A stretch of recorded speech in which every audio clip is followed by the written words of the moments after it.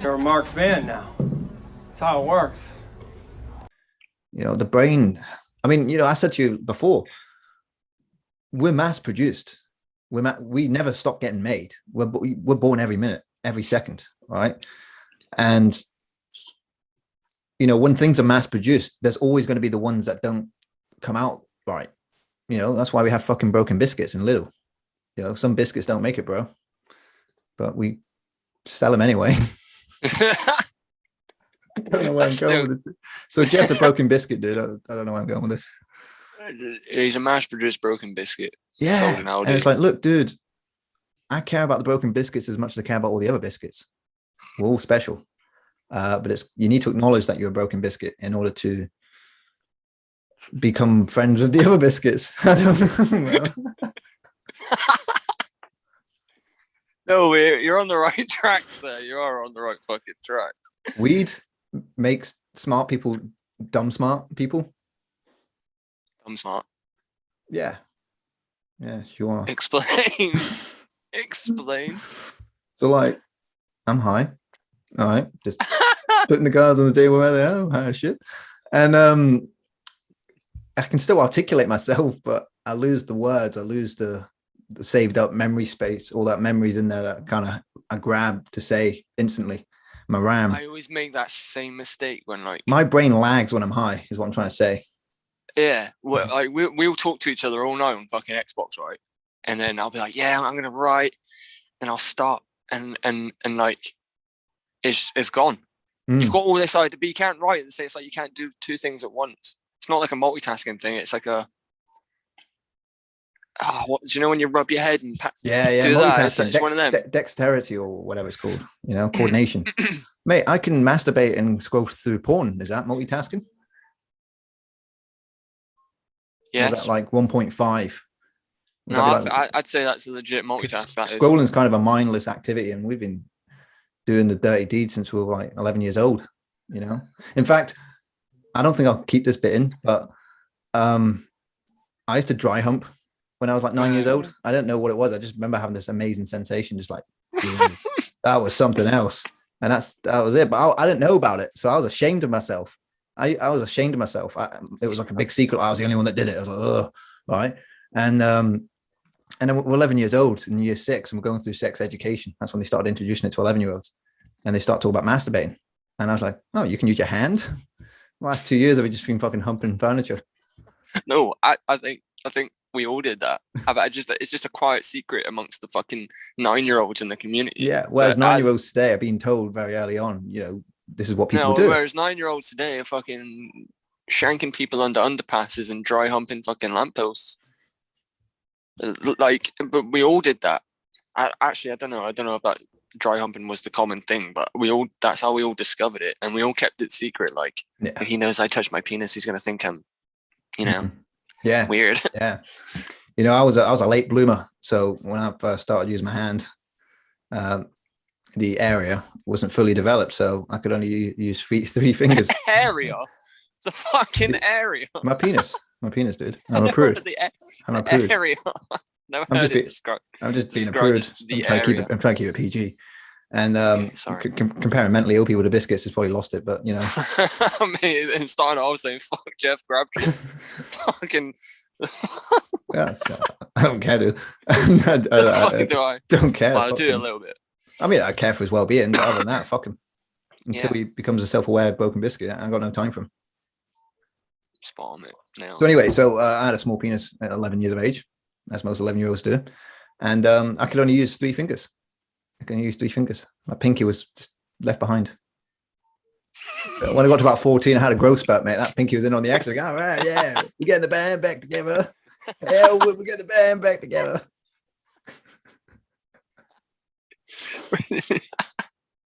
It's like when a band member gets a new when they replace the bassist. This is that bassist Metallica just coming in with his fucking, when he bends his knees and squats and shit. Crab cool. Yeah, that's why my pinky twitches. He's the black sheep of the hand. I'm not saying the bass player of Metallica is a black sheep. He's different. He's got his own little funk going on. I think they all do. I watched a documentary about Metallica on Netflix. It's talking about how they had a period between 98. They did an album called S&M, and it was 2003 before they released their next album, and a lot of shit had gone down. You had Lars going on with the whole Napster lawsuit thing. James, is that Hatfield? Yeah. Yeah, he was going through relapse, having to. And I watched. So the documentary covers them trying to come up with a new album, and they have to find a new bass player. What year is this? 2000 I want to say between 2001 2003, because the album came out in 2003, so it would have been before then. It's Saint Anger. Is that the album you're on about? I don't know, but I just know the documentary is awesome. But James Hatfield, like, they had to break for a year just so that James Hatfield would go through recovery and come back. And then it was also when they're auditioning for their new bass player. I'm not too well versed up on Metallica. I'm one of those. I'm a bit of a poser. I just listen to the music and enjoy it. Yeah. I don't go too in depth with it. So the bass player, you know, they're going through all these different bass players, and they chose him, and they just clicked instantly. You know, That's it's nice. dope. It's nice when someone's with the band so long, even though they joined them so later on in their career. It's nice that he's been with them for so long now that he is the part of the band. A bit like Brian Johnson. I'm not 100% sure. I'm the same as you. Fucking with AC/DC, yeah. The lead singer of AC/DC was not the original singer. Oh, no, because the original's dead now, isn't he? Yeah, well, one of the originals died like very early on in the band's years, and then Brian Johnson comes along. My mum and her ex-husband went and seen AC/DC live once, and I remember going in school the next day, and the teacher was like, "Oh, share some stories from the weekend," and I was like, "Oh, my mum and my stepdad went and fucking watched." I didn't say fucking, but I was like, they went and watched AC/DC, and like everyone in the crash just looked at me and went, "No, they didn't," and like I was like, "What?"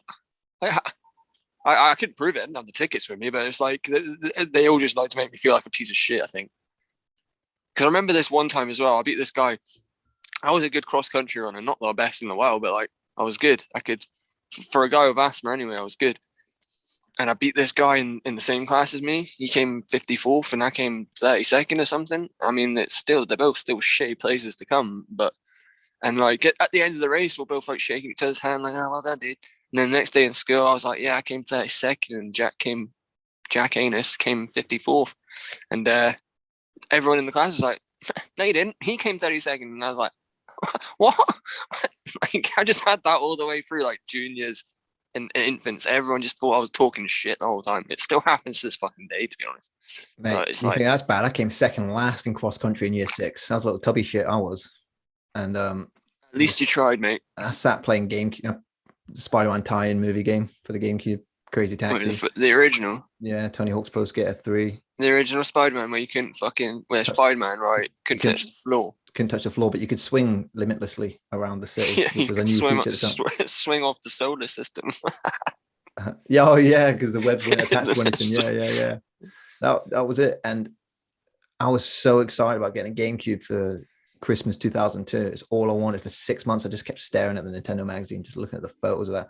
And one time I went to the Corby Market, and it was just some dude there playing a GameCube on display. And I just went up like, "Hey, man," I don't know why I said it this way. I didn't articulate myself so well because I was so fucking excited to see a GameCube being played. I was like, "Dude, can I have a little button around?" And the guys are like, "Yeah, sure thing. Here you go." And I'm playing Spider-Man on the little TV. Have a button around? That's what I said. Can I have a little button around? I was 11. I couldn't articulate myself very well. I was 10. Sorry, I was 10 at the time. And chubby. Anyway, so I'll cut that out. But this is this part of the story, right? So part of cross country for when I was at Wood Newton Junior School, we had to run around the whole field 20 times, quite a distance, and I just didn't do too well. And in my head, I just kept thinking that the finish line has a GameCube. It's GameCube the finish line. That's what kept me going. I just kept thinking about that fucking hypothetical GameCube at the end of that finish line. I came second last. So fucking, that's pretty shit. Yeah, so I'm just saying, just don't feel bad about sports day, dude. And you know what? I think some of the kids were cheating, all right, because no one was counting laps. Some kid would come back and be like, "Yeah, this is my 18th lap." I'm like, "Pretty sure we've only gone around 16 times." But 18th lap. He'd be dead. Oh, like not out of breath or anything. Like, "Hey, Daniel, this is my 18th lap."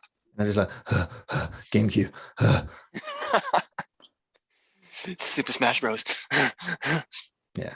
I'd be the same. I remember there was a day I came home from school, right, and my mum had a Halo 2 the first day it came out. Halo 2, and because she got it the first day, she got a little CD case where you put your games. I never fucking used them anyway because they're pointless. They just ruined your games, and you'd lose them. I lost about 3 of them, like CD cases for the DVDs and games and shit. 3 of them gone for some dope ass games, man. And I lost Resident Evil 2, the original. And I lent Brett fucking Resident Evil 2, the Claire side. Never seen that again. You know, I'm calling you out, Brett. A bit of a segue, but I'm fascinated by certain games that were on the PlayStation that were then converted over to the Nintendo 64. The issue is that PlayStation used CD discs, right? Oh, that's what a disc is. CD discs, compatible disc. CD discs, right? That's an upgrade. And they use CDs, so they had about 800 megabytes of data on them that they could hold, whereas a Nintendo 64 with a cartridge, the most it could ever hold was something like 64 megabytes. So, and the company managed to make Resident Evil 2 port over to the N64 in 1 year. It's a miracle they did it. I've never played it on the N64. Yeah, apparently it's a little bit better, but how they did it is just... Do you reckon that's because it moves smoother? Yeah, so it's a bit complicated, but there's 3 compartments in the N64. You've got the GPU, CPU, and the APU. So the GPU is like the sort of like the overseer of both, and then you've got like the APU, which is the sound, and the CPU, which does all the it's not my fit field, but it has a more powerful version of that, whereas the PlayStation has a slightly less powerful version of that. Because it's got CDs, it can hold more. Yeah, that's why I had a lot of warping going on in the PlayStation games, whereas because there was a direct connection between the CPU, GPU, and all that, and the cartridge, information could be fed instantaneously, just not much of it. So everything had to be downscaled, everything had to be like stretched, like the textures were stretched. Resident 2 is quite a big game as well to do it with. It's a very closed-in environment, though. I think that's what helps. Mm-hmm. It's like every time you go through a door, the game is loading. Whereas the N64 didn't need to load because it had cartridge instead. Oh man, it makes me want to play Resi on the N64 now. Imagine it's hard to get. I think it's quite expensive as well. N64 games can set you back quite a lot. I mean, I bought Majora's Mask in 2015, just the cartridge. 50 quid it cost me. I had to get it from Germany. Yeah, not even the case. No case. I remember I had the 3DS not long ago, and I was trying to buy Pokemon Heart Gold. It's like the remake of Gold. Yeah, man. And separately, it's like must be 25 quid on its own, but with the case, everything, it's like 100 odd quid. It's ruthless. And it's like I'm one of those collectors as well. Would like the case, and I'd hate to buy it separately and like buy it and then bundle it together. I'd love it just like originally how it came, because it came with this little Pokeball as well. I'm not too interested in that. That's a bit it's a bit before my time. I choose you. No, I don't know. You can do like how like on the old school ones, you can drop your Pokemons off to the care center. Yeah. And then grow. With that little thing, you can just have it with you all the time. Have it in your pocket, walk around, and it will grow. Not my thing, but like just having it for collector's sake. Do you know what I mean? I get you. I'm a collector. No, I'm the same. I mean, I say I want to be a collector. I mean, I'll collect a few things here and there, but for the most part, I'm not really good at hoarding things. I like having certain vintage stuff, GameCube games and all that. But you know me, I'm like the polar opposite in that sense, that I'm really cynical towards nostalgia. So I'll buy myself a GameCube and I'll buy GameCube games and play them. You keep saying this, right? Sorry to interrupt, but like nostalgia in what sense? Just all nostalgia. I've been indoctrinated with Jean Baudrillard, who talks about postmodernism. He talks about simulations. He talks about hyper realities, things that we are kind of enslaved from a commercial perspective due to nostalgia being sold to us, and events, things of our memories are repackaged and sold back to us. And the reason why Jean Baudrillard is so skeptical about it was because it's not the same thing the second time around. It never is. When you try to replicate something that happened because it was a spontaneous thing, it was a product of its era. When you try to replicate that, it's not a perfect imitation of the thing before.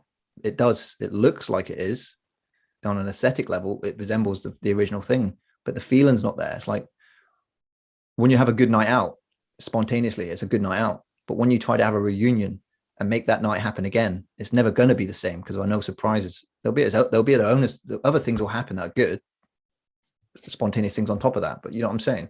Yeah. And so anyway, getting onto the GameCube. So I buy myself a GameCube. I buy myself Metroid Prime. I buy myself all these games. And there's two things I noticed. One, I'm not a gamer anymore. I just don't enjoy gaming that much. I enjoy walking around a simulation like GTA 5 or like Hitman and just fuck about. That's me. But when it comes to really immersement, like Metroid Prime, I just couldn't get into it because when I was a kid, there was no concept of time. I'll just play Metroid Prime and then I'll go to bed or I'll do something else. No concept of time. Whereas now I'm like, oh, it's been an hour and a half. I should do something else. You know? It's not even like I get you. I'm more sort of aware of time, the passage of time as an adult. I think we all are. That's what changes. But the second thing I noticed was that a lot of these games are quite shit. You know what I mean? Yeah. It's like they don't control the same. Like we don't realize how much gaming has become perfected. Like the Xbox controller, the sensitivity of it all. You didn't have that with GameCube games or Xbox games or PS2 games. It was just dual analog and that's all you got. I tried playing GTA Vice City and it bored the shit out of me. Blasphemy, nostalgia, man. Blasphemy. Nostalgia. Dude, it's nostalgia. I appreciate the memories I have with that game. I appreciate what I went through with it. So say if they remade GTA now, Vice City, you might be into it. Yeah, but like it would have to be it would be upscaled. Yeah, that's what I mean. They completely remade it like it is GTA 5 meets Vice City. Yeah, I'd play it, but that would not be. But that's because I know that's not GTA Vice City. That's GTA Vice City. So again, that's another form of postmodernism when something is replicated, built upon. But it would lose. It wouldn't have the same. It would be GTA Vice City in name, and in some form of aesthetic, but it would still be its own game. See, with reboots and remakes and stuff like that, I'm going off movies here, but like, I much prefer, right, say if they made the first film and they didn't even plan on having a sequel, left it loads of years, and then you get a remake. It's like, that's pointless to me. You should leave it a couple of years, and then if the guy who made the film thinks, oh, I thought of a unique story outside the box connected to that universe, get the actors back. Same actors. Mm-hmm. Do you know what I mean? If they're still alive, stuff like that. Do you know what I mean? Like Godfather 3 Coda, Rocky 4 coming out this year, I think. You know, it's not them per se, because they're still kind of like their old movies, aren't they? But just modernized. Or Snyder Cut, for example, has just been re-edited and added scenes added in. But like, I mean, like, what's an example?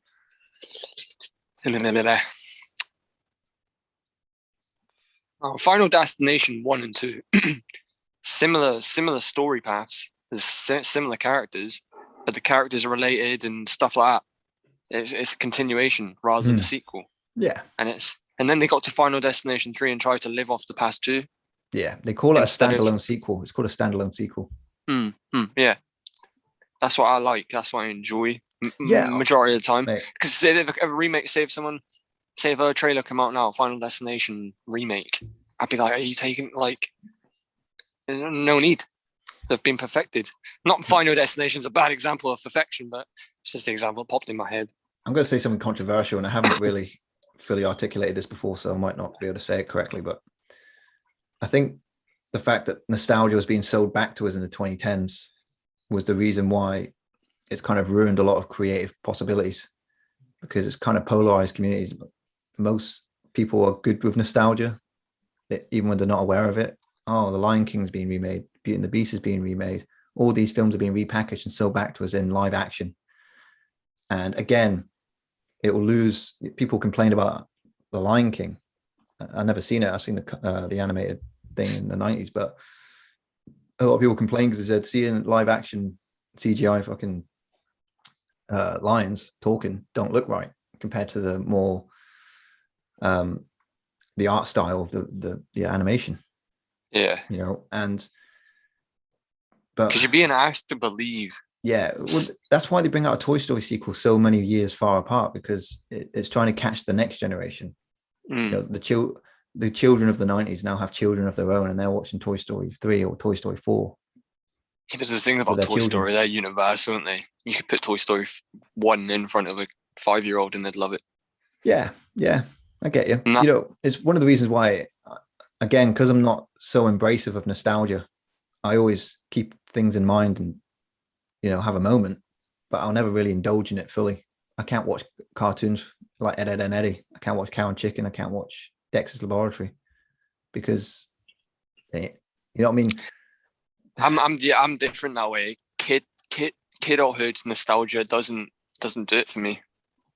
Which ones? Man, kidulthood, like if someone brings up like Keenan thought- and Kel, So I or thought you meant the film.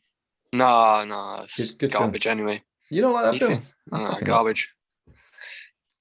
I'll go on to that in a minute, but Okay. yeah, kidulthood nostalgia, like I love Dexter's Lab and Same. Cow and Chicken and all that, but it doesn't do it for me. See, if their theme tune comes on now, I'm like, cool. Well, that's Like, not it a doesn't do it fucking for me. cartoon theme tune, man. You know what I Oh, mean? mate. You've But been yeah, there like, fucking cramped twins. but my nostalgia runs through my teenage years. Like, Yeah. I'll think back on some teenage times and be like, fucking, that was good. Do you know what I mean? Like, films, music from 2014. Yeah, but again, you know, I mean, I can get a whiff of 2006, 2007, 2008, whatever. I get a whiff of it sometimes because I don't know what it is. Maybe my sense of smell, a certain deodorant or a certain kind of smell will help me associate to that time period. And music, smell and music, or smell and sound. Hear a certain song. Alcoholic smell as well. Yeah, you know what I mean? Like you get the smell, like if you really stop to think about the Raven, like what did the Raven smell like? And when you finally remember, you're like, I'm there. BO and sticky fucking BO sticky. and like sticky beer, lager, like fucking sweaty fringes. Mm-hmm. Fucking Yep. And then suddenly like, oh, that broken old couch where we used to make out with women. Well, we take it in turns. We're like, all right. My cousin's swinging his guitar around in the crowd and almost getting fucking taken out, man. Mosh pits with the skinniest bodies you've ever seen in your life. Oh man, I used to hang around with this dude who was a beast, right? And he was quite what's the word? Like a laid back dude. Like he wouldn't really get involved. And like this one time, I was just pushing him in the mosh pit, right? And he was getting into it and turned around and went to swing for me. Oh my goodness! Like my life flashed before my eyes. Thought I was gonna die. But what the fuck were we gonna go on to? We'll just talk about nostalgia. Oh yeah, Kidulthood, yeah. Kidulthood. Oh yeah, the film. Right? Look, I don't think it's an Oscar winner, right? And I don't go out my way to watch it, but I remember being very impressed by it when I did watch it. I watched it a couple of times, you know, in the past, and you know, maybe it's just always been my mindset. I think people who act like that, I get the story. The story is quite deep, but people who act like that, talk like that. Because I've lived in London. Yeah, it's my. I just don't. I get it, dude. I'm not. Fair enough. I'm just saying. I think I like that day in the life type of story. I like. Oh yeah. I like the way it's shot. Yeah. I like 100%. when a story takes place in one day. Yeah. There's a film out there. Deny that. Yeah, Johnny Depp was in a film in 1995 called Nick of Time, and it's live. Fucking who's getting shot? Oh man, it's fucking fireworks at the end of April. What's the occasion? Fucking dickheads. So yeah, Nick of Time. It's like 24, but a movie version of it. And I haven't watched it all the way through, but I caught a glimpse of it, and I was like, wow, that's even more impressive. Nick of Time. I'll put that on my Day in the list. life. You know, that's why I like Falling Down with Michael Douglas takes place in one day. Just him, you know, the part of my book with Greg Steele in it that was inspired by Falling Down. Falling Down. Oh yeah, I know that one. Michael Douglas is mental, isn't he? Yeah, and that was the inspiration. Starting to grow. Yeah. Same with Dredd. Takes place in one day. Mate, I'm so sad that they're not expanding on that universe. So here's some movie trivia. They're not making a TV show. I think they're making a TV show, mate, but when? Before you go into what you're going to say, if they do any sort of sequel, Carl Urban has to be Dredd. Yeah, no, absolutely. But the problem is, I think it's sci-fi that is taking the reins of the production. Oh, really? Yeah, I think.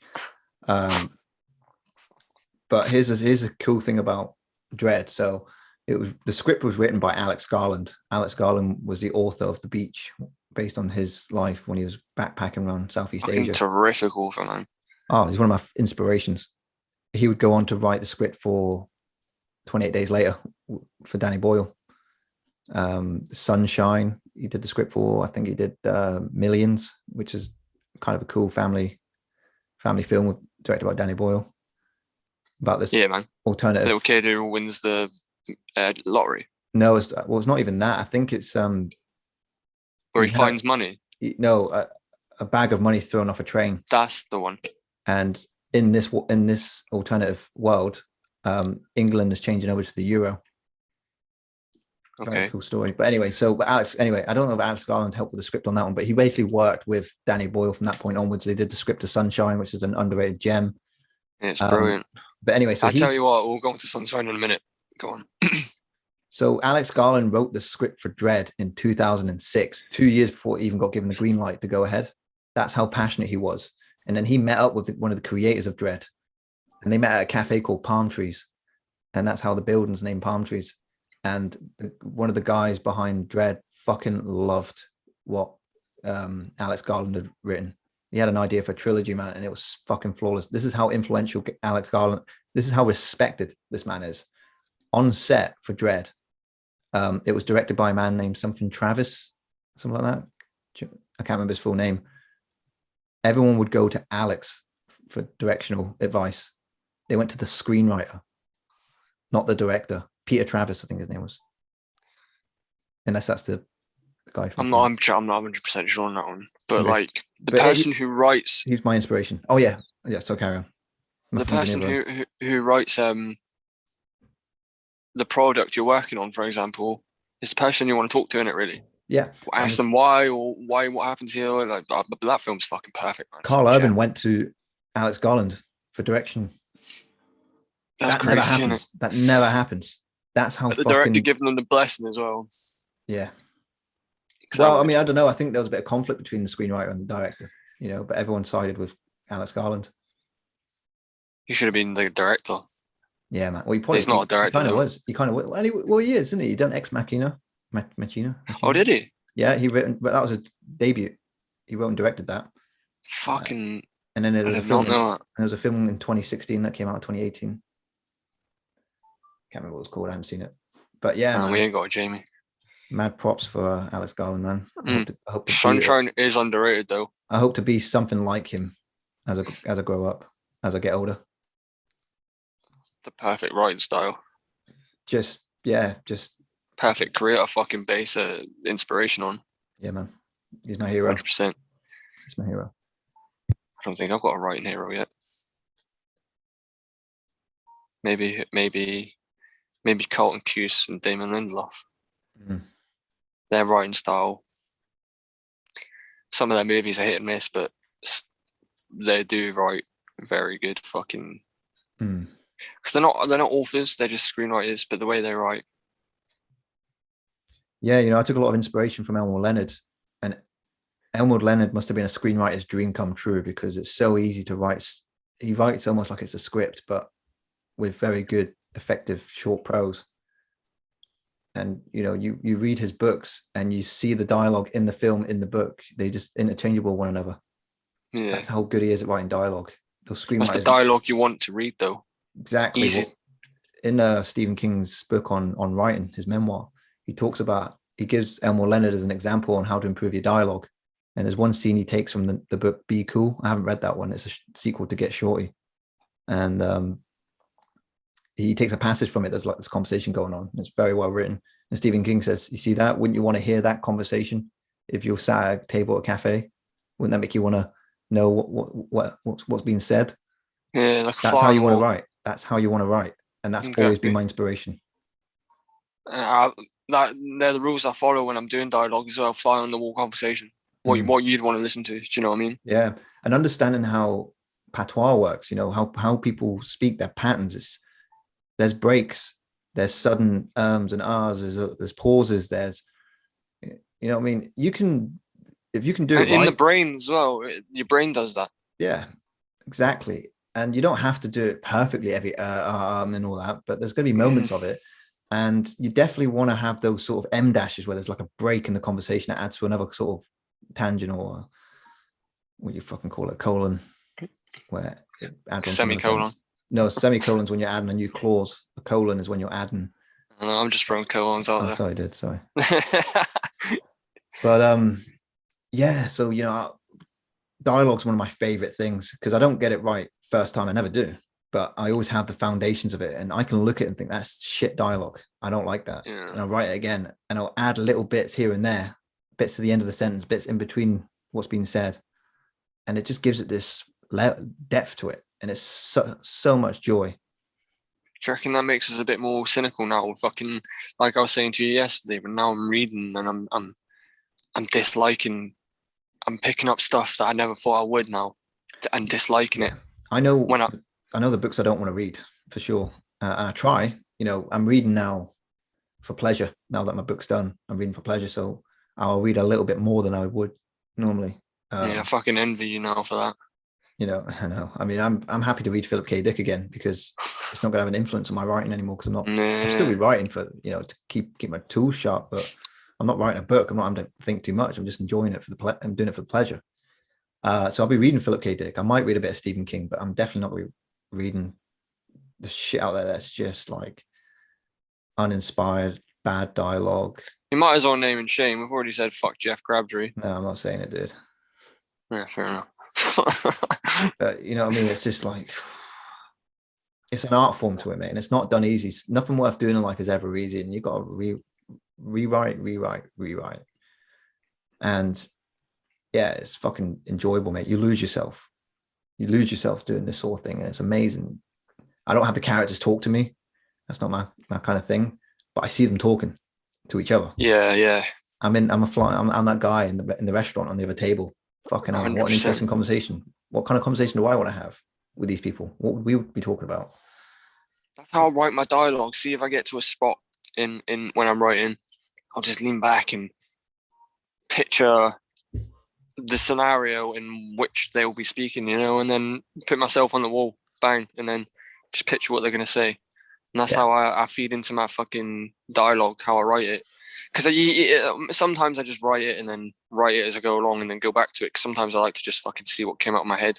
Yeah, sometimes you'll surprise yourself. Sometimes you'll just write something down and you just burst out laughing. Yeah. And you'll think, that's it, golden straight away. Don't need to change that. One of Elmore Leonard's rules, his golden rules, was when he's going through his manuscript, if it looks like it's writing, he rewrites it. Like if it looks like it's textbook, like it's like if you're reading it and you like you would in school. Yeah, like you feel like, because it's all about an illusion. It's like a magic trick. You're creating this false reality and you're putting it in the mind of the reader. And if you've got clunky prose or suspension of disbelief or whatever's going on that's going to pull them out of it, you failed. The illusion's broken.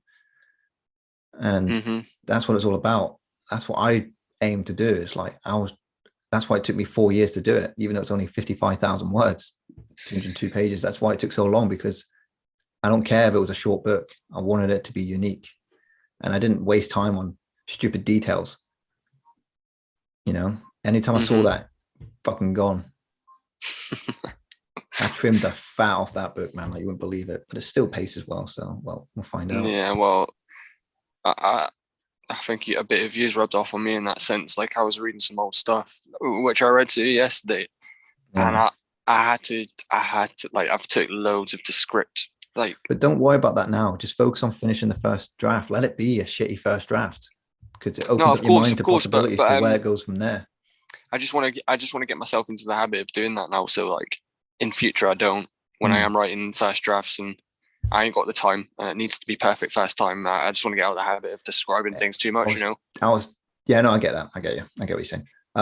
So start again with your new writing, with the style that you want to write more closely to. Because I remember when I started, I'd read Elmore Leonard already, but then I read his Rum Punch book for the second time. And as I'm looking at it, I'm thinking, wait a minute, why the fuck am I not writing like this? This is fucking amazing. Like I said, that one sentence when it introduces the characters in the first chapter. You've got Ordell Robbins.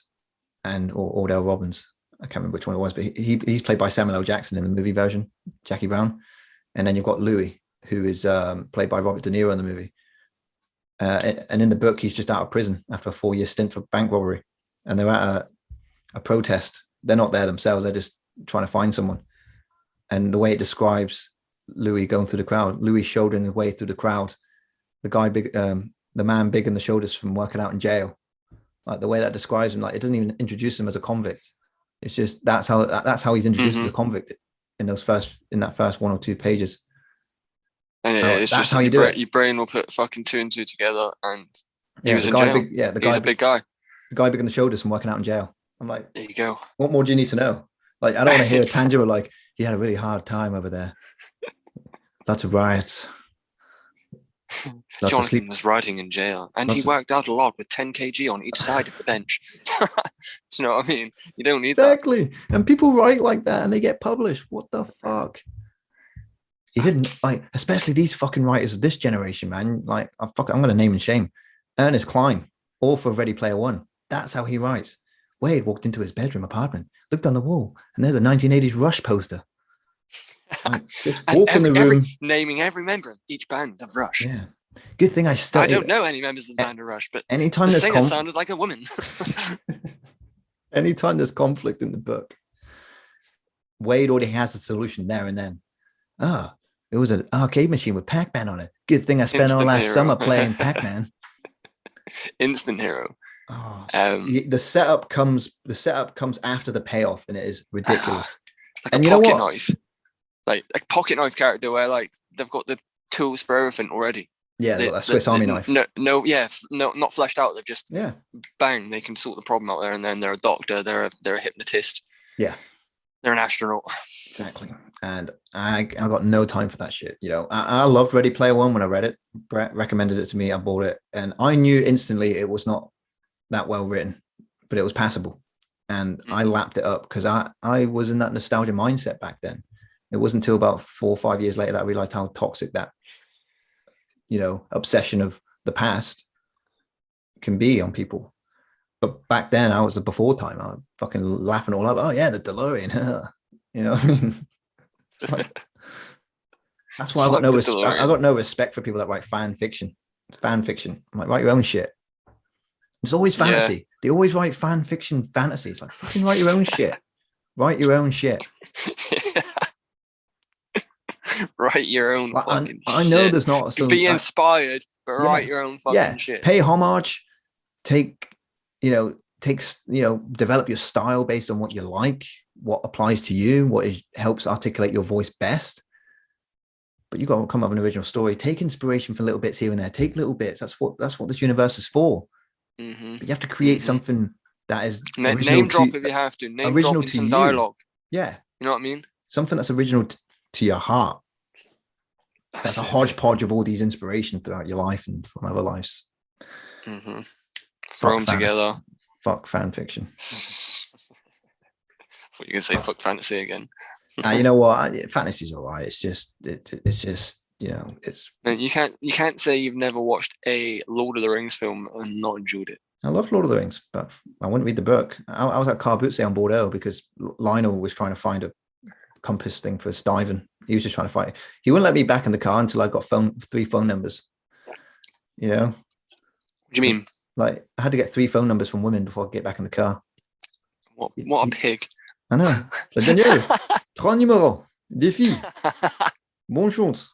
All right. Put some subtitles. And I'd be chatting away like this awkward little foreigner, like, tu vas bien? Anyway. And then just have a go, we're like, oh, sorry, I have a boyfriend. I'm like, look at me. I'm fucking 70 kilograms. I'm malnourished as fuck. I'm wearing jogging bottoms. I've just come out of the worst time of my life, and I'm only just starting to recover from being sad and not living my truth. And now I'm out here asking for phone numbers from beautiful French women who just look at me like, English people or British people have this misconception that we're adored by the women of other countries. We fucking ain't. We fucking ain't. No, that shit's just in the movies, man. Any facts and stuff like that. They see you as if you speak that language, they see you as like a cute pet. Like, oh yeah, cool. And then they walk away like a panda in a zoo, and then they walk away. It's the same with British girls as well. They're just like, even they hate us. You know what? I seem to have, who was it that was mentioning pheromones?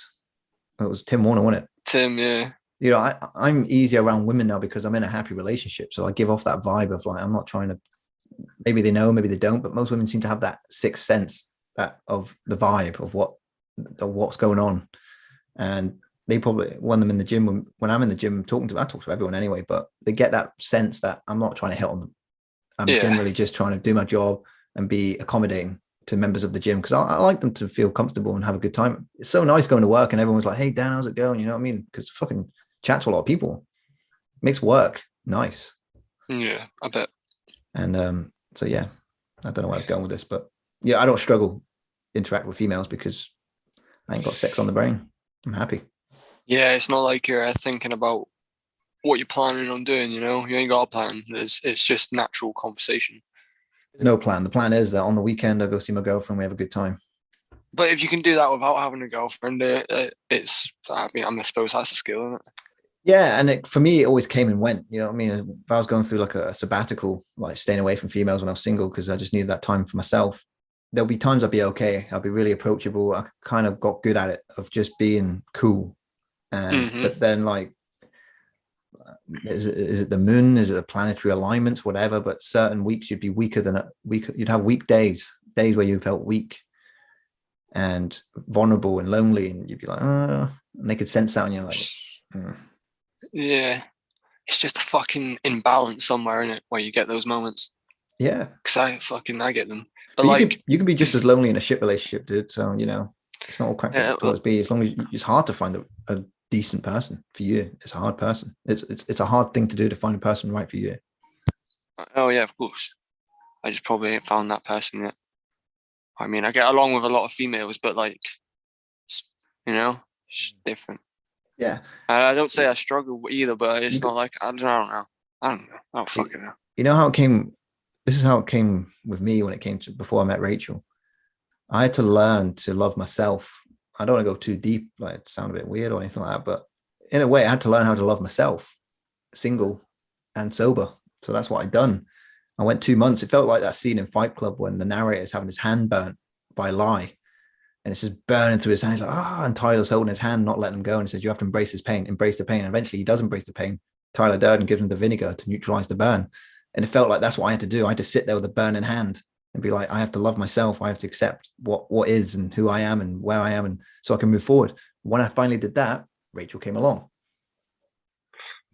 That's just fate, innit? Because I speak about this loads. Sometimes you have them moments where you'll have times where you go and speaking to loads of chicks, you know, and then you'll just have times where you're not. And is that just people that are single? I don't know. It's always a difficult one because I made this joke. There's a short story segment I'm going to write in a future project in a couple of months where Hackby and Benny come up with this idea of a dating app where you can only tell the truth. Yeah, and it's like it'll be so funny when you're lying. It won't let you send it. It won't let you send. It won't let you send messages that aren't the truth. It has to be like absolute transparency. It's like Tinder, but transparency. A bit like the Jim Carrey film Liar Liar. You just come up with a name right there as well. Transparency. Transparency. There you go. And it'll be so funny if it's like guys could be. Everyone had to be honest with one another. Like the message, because there's always that elephant in the room when you're on like these dating apps or you're interacting with a woman or a partner for the first time. You don't know if that person you're speaking to has got a fucking dead body underneath, sitting on a dead body, messaging on someone else's phone. I mean, you got that too. I mean, that's a big extreme, but but I'm just saying, there's always that elephant in the room. Like we know what the intention is, but there's like this kind of silent rule of thumb. I don't know, like this. I've lost the expression. What are you trying to say? Something that's accepted but not communicated. There's like these rules that we abide by, but we don't actually ever really mention the rules. It's almost like the first rule of Fight Club is we don't talk about Fight Club. It's like we want to fuck one another, kind of, but we're not allowed to say that that's what we want to do. We actually generally have to be like, oh, hey, how's it going? I want to be your friend. Indirectly saying words. Yeah, it's like an unspoken agreement. Unspoken agreement. Yeah. You're indirectly saying what you want to do without saying the word. Yeah, you're kind of going through this like for the most part, we know that there's a standard, there's a custom, there's an etiquette. Yeah, and you know, in your brain, as the conversation is going down and down and down, like it's all leading up to the same shit, you know? It's like a shit quiz show where we get to fuck at the end. Yeah, And here's what you could have won. when you get that person who doesn't fall into that trap of that same fucking bullshit, same conversation where it's going to lead up into the fucking mate, that's what's so. Oh, well done, you've won $1 million. It's just it's natural conversation, Yeah. you know. And you're It's talking like a about slot fucking machine, Spyro like, and you know shit. what I mean? Congratulations, you're gonna get 23 fucks out of this woman, Exactly. and you're gonna cry. You're gonna cry in front of her twice. Like, but I don't use Tinder. So how do you meet girls these days when you don't use Tinder? You don't. You gotta go. You gotta be out there. The best. And time, no one. the And best, do you know sorry. how back in like 2009 you could message people on Facebook? No one does that anymore either. That's not a thing either. It's weird, isn't it? It's become too personal now, isn't it? It's not even that. You don't even think to do that anymore. It's true, yeah. Instant message, like every time you're on MSN, everyone's like, "Hey, how's it going?" You know what I mean? There's so much going on. People, you had 5 conversations on the go. Exactly, and That like no one speaks like that. No one spoke like that anyway in real life. Yeah, cool with a capital K. Cool. Cool. Fucking Saz. PH fat. Yeah. You know what it is? BRB. I mean, I'm not saying this is any advice, but this is just something I found to be kind of a helpful tip. You want to have the mindset, again, it's like that burning hand in Fight Club. You don't want to be thinking too much about it. Like, you acknowledge that need is there, that desire is there, but you kind of have to put it in the back burner and put yourself in places you wouldn't normally be. You know, go to different places, go to, you know, there's certain little niche things out there that you can partake in now that lockdown's over. This is going to sound bad, but this is the truth. Like, I've been in weird places, not even weird places, just places that aren't me, just to get to know a woman or just to interact with a woman, just to be, you know what I mean? One time I went to like a mental health awareness day and like a shared accommodation with these people who were mentally ill. A lot of them were suffering with like schizophrenia and all that. And I was meeting up with some girl and she's like, "Oh yeah, I'm going to the mental health thing." I'm like, "Oh, come along." And mate, the cake was banging. Like, I wasn't into her, but it was nice to see some of these people. And I don't know what it is about schizophrenia, mate, but it fucking makes for good brownies. Mate, these people can fucking bake. That's just you though. You'd put yourself in those weird situations in a date. That's a date. I wouldn't. That's where my awkward shit comes into play. Let's take a step back then, all right? So before I've met them, before that first interaction, so you got to put yourself in places like whether it be going to the library or whether it be participating in a hobby like a chess club or creative writing group or mixed martial arts. Put yourself in a new hobby. Find somewhere to go. Go to a creative writing group. You're probably not going to find the one, but that's going to introduce you to a new bubble that will then lead. Is this your advice to me? Yeah, or to anyone.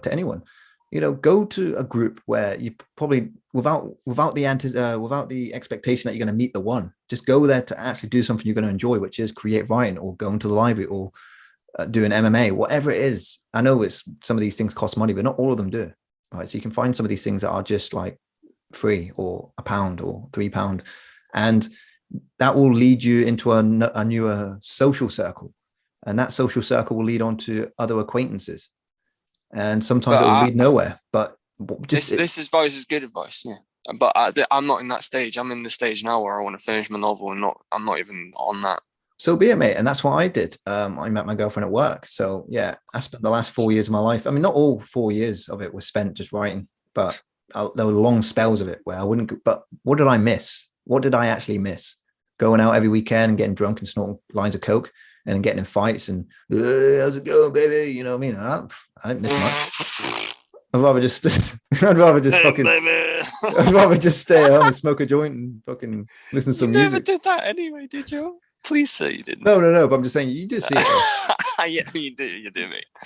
I remember one time, I won't say the guy's name out of respect, but like he'd get drunk right after a few beers, and he'd just want to start kicking off. Like he'd be like, "Oh, you come on then," to anyone, like for no reason. And then there was this one time we're in a local establishment called Weatherspoons, and he got kicked out just because he was doing a stupid wrestling move to all his friends, doing the old Stone Cold Stunner, you know. And he caught one of us in a beauty, but he got kicked out by a bouncer, right? And he kept trying to come back in, like, my fucking jacket. Like, you know those dudes, you know what I mean? Just have a few pints and get all brazy. That's the kind of thing you're on about, isn't it? Not even just that, but just that Groundhog Day mentality of thank God it's Friday. You see a lot of this. Hey, baby. I don't know where that came from. What's that guy in Groundhog Day? You keep bumping into him on the street. What's his fucking name? Ned. Yeah, that's him. Ryerson.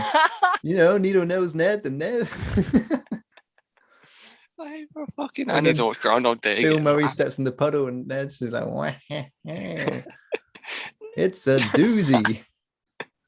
I fucking love that film. Yeah, that used to be one of the films I'd watch before. Mate, Groundhog Day, Replay, Majora's Mask. I love time loops. I'm obsessed with time loops, story plots. That's why we need to watch Lost, bro. Well, that's it, mate. And we will. And I can't remember what I was going to say now. It doesn't really matter. Oh, yeah. Sorry, real quickly. I just want to finish up saying, like, it wasn't necessarily the kind of irreverent attitudes that people had on the night out. I'm not a big fan of alcohol anyway. I'll drink on occasion, but I see what it does to people. And I realize now as an adult just how much cocaine is consumed by people. It didn't really cross my mind when I was like 19 years of age. Yeah, see, when you're teenagers going to the clubs and shit, you don't, because you're not involved in that fucking circle at the time. When you get older, you're like, yeah, that's rampant, man. Yeah, I think, how do people stay up all night drinking? I think, oh, cocaine. Yeah, of course. Yeah, why do I get tired after 2.5 hours of drinking? Oh yeah, it's because I don't snort coke. You know what I mean? Exactly. Yeah. So you have 2 beers and you're like, I just want to go home, play some Oblivion. Yeah, I'd be in these social groups, like on the occasions I would go out, and there are only 2 pubs in Weymouth that I actually really enjoy going to, which is the Belvedere and Finn's, the rock bar. And even then, after like an hour or two, it's like, I just want to go home and be my own company. Yeah. That's what I get every time I go out drinking, man. So it's rare I do it as well. My advice, mate, is just write your story, dude, and just enjoy yourself. That's what I'm on now, man. Get some fresh air, mate. And you know what? You got to fail 999 times before you can succeed that one time. Yeah, man. I've done a lot of failing, so I'm on the right track now. No, failure is good. It's humbling, and it helps you know how not to do something. Yeah, sure. It's because from, you got to think, from 2015 up until January 2018, I was pretty much homeless. You know what I mean? It's weird, isn't it? Like you and I both had kind of not around the same time, but 2015 was a rough time for me. 2016, I was making good money, but I was lying to myself, and my soul was being sucked from a job that didn't inspire me. 2017, I was in another country, just trying to put the pieces back together again. And 2018 was the healing good year. That's mad, isn't it? Good World Cup. It didn't rain for like 3 months. I enjoyed my job. I was doing 32 hours a week. I was getting high, walking around Weymouth. That's why I look back on 2018 so fondly, man. It's when stuff started looking up again, you know? Because I had fucking a good 4 years of shit, just constant rain and shit. And yeah, I'll be glad to never fucking speak about those fucking shit years again. Yeah, mate, it's good to get off your chest, you know? But like, it's not like I'm ashamed of it or anything. Fuck it, it happened, you know? Yeah. And I had to go through that shit to grow up, really. Yeah. Because I never really had that fucking independence, you know? Everyone else did at that age. And then it just bam, straight away. Had to fucking learn fast, you know? Yeah. And it was a good fucking experience in the long run. Absolutely. Made me who I am now. Exactly. So, you know, sometimes these bad things have to happen. It's like getting a punch in the face sometimes when you've never received one. It's like that Rocky for 18 quote. Years. That Rocky quote, you know, it's not about how hard you can get hit, but it's about, or something like that. About getting it's not hit. how hard you get hit, it's how hard you hit back. No, it's not how hard you get hit. It's how hard you get hit and keep moving forward. I don't know, dude. This ain't getting cut out. This is fucking brilliant. Yeah, dude. Okay, I haven't watched Rocky in like fucking 18 years. Yeah, that's good, mate. It's a good quote. But it's in every single fucking motivational video. It's like, oh, come on. Yeah. So like, what if I sting like a bee? One of them ones. But then again, I was on that hype train in 2018 when Jordan Peterson came in my life. You gotta clean your room, Joe. He sounded like Scuba Steve or Scuba Sam. I'm Scuba Sam. My brother says that. Steve's my father. Brother says that to me. Oh, you need to clean your room. Fucking, you'll feel much better. Yeah, I swear you must fucking Dean, secretly love. You need to stop leaving town, Dean. How can you clean your room when you're not in the same town? Innit? You need to come home, Dean, and clean your room. We love you, Dean. We want you to be happy. He is happy, bro. I'll cut that bit out. I'm sorry. There. All right, show me your jumper. Put it right to the fucking lens. Does it say? What does it say? I don't know. It's What the squiggly. fuck does that say, man? I have no idea. Begins with a P. That's all I fucking know. Yeah, man. This has been good. I've enjoyed Good, this, man. I might have to Have cut a a few little bits chat. out, but you know, Yeah, there is a few bits in there, but this has been good. not Crabtree though. He's staying in. I don't give a fuck about that. But yeah, That's a good way to start it. Do you know what? We never introduced ourselves as well. Like, I'm Sean, this is Daniel. people know who we are. This is the fucking savior. People that have got this far know who we are. I know. We need to start learning how to put fucking borders and shit on. I think I know how. I'll give it a try. Give it a blast, you know. I'm looking. Niall said if you can get Sunday quiet, and his missus says it's all good. We're ready for Niall on Sunday. But I said to him, it's not going to be like, oh, talk about you, and now we just shoot the shit, like we have now. Literally, just fucking. Mate, this has been awesome. I fucking love this. This could be a bit risky, man, but I'm excited to see what happens. Risky, fucking, and we need to do this at one point, you know. Yeah, I know. Fuck it. It is what it is. This is a good one to start with. I'm being true to myself. This is who I am. I'm sorry, I'm not perfect. I'm a work in progress until the day I die. But... Exactly. And the thing is, because we started with guests and we've had guests ever since, we haven't had this time to just fucking chat about amongst ourselves, you know? Yeah, man, for real. So, like, and when we get guests on, we want to know about them as much as fucking the audience would do as well. So, it's like, yeah, this has been fucking ace. Been awesome, dude. Yeah, man. Right. And next time we do it as well, because we didn't plan any of this shit out, did we? No, I just got a bit baked at my cousins. I was like, I'm going to do a podcast. As soon as I got to that door, I was like, I'm doing a fucking podcast. No, as soon as you rang me and 5 minutes later, I was like, I'm doing a fucking podcast. I need to roll some joints. Yeah, man, I'll go on the Xbox now anyway. All right, sweet dude. But cool. And